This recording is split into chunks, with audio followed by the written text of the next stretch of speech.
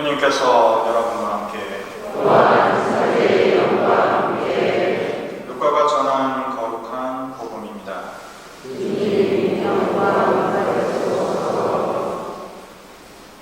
그때 하나님께서는 가브리엘 천사를 갈릴레아 지방 나자렛이라는 고을로 보내시어 다윗 집안의 요셉이라는 사람과 약혼한 처녀를 찾아가게 하셨다.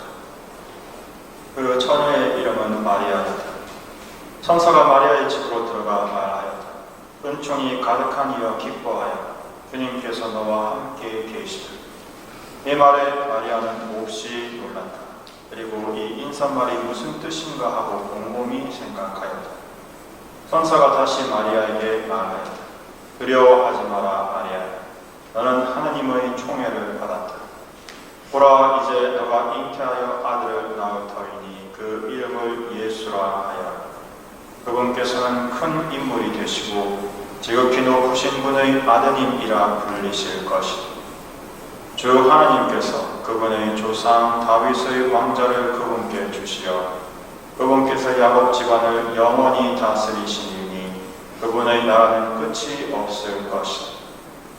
마리아가 천사에게 그는 남자를 알지 못하는데 어떻게 그런 일이 있을 수 있겠습니까? 하고 말하자 천사가 마리아에게 대답하였다. 성령께서 너에게 내려오시고 지극히 높으신 분의 힘이 너를 덮을 것이다. 그러므로 태어날 아기는 거룩하신 분, 하나님의 아드님이라고 불릴 것이다. 내 친척 엘리사벳을 보아라. 그 늙은 나이에도 아들을 잉태하였다. 아이를 못 낳는 여자라고 불리던 그가 임신한 지 6달이 되었다. 하나님께는 불가능한 일이 없다. 마리아가 말하였다. 보십시오, 저는 주님의 종입니다. 말씀하신 대로 저에게 이루어지기를 바랍니다. 그러자 천사는 마리아에게서 떠나갔다. 주님의 말씀입니다.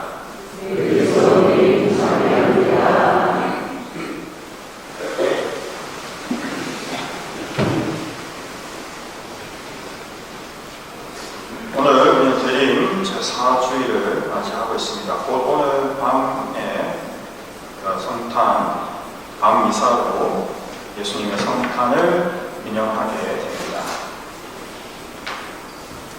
마지막으로 우리가 예수님의 성탄을 준비하기 위해서 우리의 자세, 우리의 마음가짐을 새롭게 하기 위해서 다시 한번 돌아본다면 그 이야기를 우리 어린이들이 굉장히 잘 솔직하게 표현해줘서 제가 성탄 때마다 잘 써먹고 있긴 한데 우리 자세를 한번 돌아보는데 굉장히 좋은 저는 예라고 생각합니다. 전에 어떤 본당에 있었는데 제가 본당에 있을 때 애들한테 물어봤었습니다. 오늘 누구 생일이죠? 예수님 생일이요. 여러분은 누구를 기다리죠? 난타요. 웃음이 나오시죠? 웃음이 나옵니다. 근데 저는 이게 지금의 시대라고 생각합니다. 왜냐하면 지금의 시대뿐만이 아니고 인류의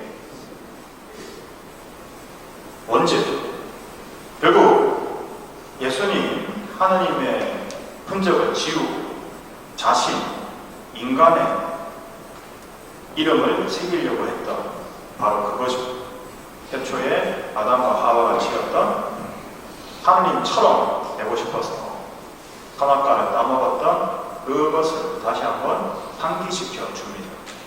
예수님의 생일날 주인공이 예수님이 아니고 바로 내가 주인공이 되어야 되고 산타는 나에게 선물을 가져다 주는 인물일 뿐인 거죠.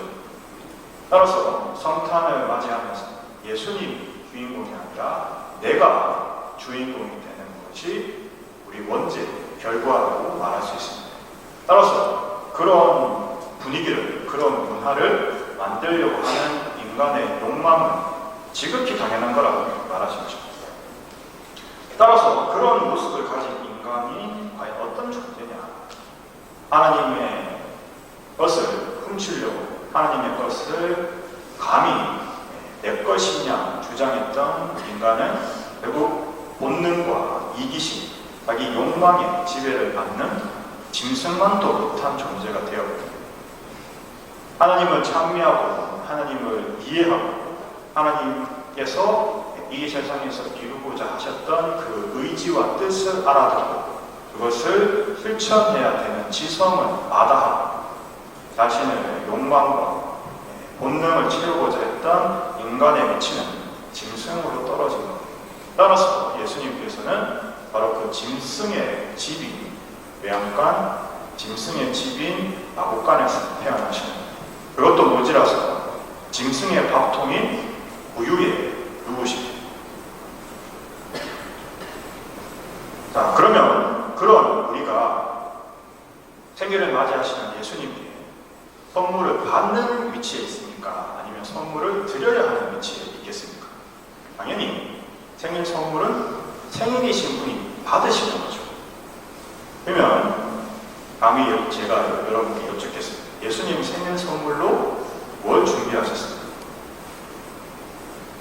저 자신에게 묻습니다. 과연 나는 예수님 생일 선물로 뭘 준비해야 하지? 우리가 무엇을 과연 드렸을 때 예수님께서 기뻐하실까요? 아마 예수님께서 가장 마음에 드시는 것을 드리면 가장 기뻐하실 겁니다. 예수님께서 가장 마음에 드시는 것, 예수님께서 가장 기뻐하실 건 뭐지? 바로 그 모범 답안을 사모님께서 오늘 우리에게 가르쳐 주셨죠. 저는 주님의 종입니다. 말씀하신 대로 저에게 이루어지기를 바랍니다. 바로 이렇게 하나님께서 이루고자 하시는 그 놀라운 계획, 섭리를 우리가 온 마음으로 받아들이고 바로 외양간, 짐승인 우리 집에, 짐승인 우리 마음에 주님께서 오시겠다고 하셨을 때, 아, 내 주님, 내가 비록 짐승의 모습으로 추락했지만 이 땅에 떨어졌지만 주님께서 오시고자 하니 당신께 정말 비참하고 누추하지만 이 집을 당신께 내어드립니다. 이 거처에 머물러 주십시오 라고 봉헌했더니 이 선물이 나는 마음에 든다. 그래서 답례를 주겠다. 그래서 우리 짐승의 집이었던 외양간이 왕이신 그분이 오셔서 궁전이 되었습니다. 우리 짐승의 집이었던 마구간이 하나님께서 오셔서 성전이 되었습니다. 죄인인 우리가 하나님을 만나서 죄인인 우리가 예수님을 모셔서 거룩한 성화를 이룰 수 있는 길로 초대를 받았습니다. 우리가 주님께 드렸던 단 하나의 선물은 말씀하신 대로 이루어지기를 바란다는 자신을 봉헌하는 단 하나였습니다. 따라서 오늘 우리가 성탄을 준비하면서 마지막 이 시간을 준비하면서 우리 마음속에 품어야 되는 단 하나의 자세는 정말 우리가 부끄럽고 참 모질한 우리의 이 모든 것을 주님 앞에 있는 그대로 고백하고 우리가 죄인임을, 우리가 정말 본능에 끌려다니는 원죄를 가진 짐승임을 고백하면서 주님, 이런 우리조차 궁전, 성전으로 바꿔주시는 주님의 그 놀라운 은총에 감사드리며 주님 앞에 우리 자신을 있는 그대로 내어드립니다. 이곳에 머무십시오. 저는 주님을 정말 사랑하고 주님을 모시기에 합당치 않지만 정말 주님을 모시고 싶습니다. 라는 우리가 미사 때마다 바쳤던 그 백인 대장 기도를 다시 한번 주님의 앞에 기도하면서 아기 예수님을 우리 마음에 모실 준비를 해야겠습니다. 아멘.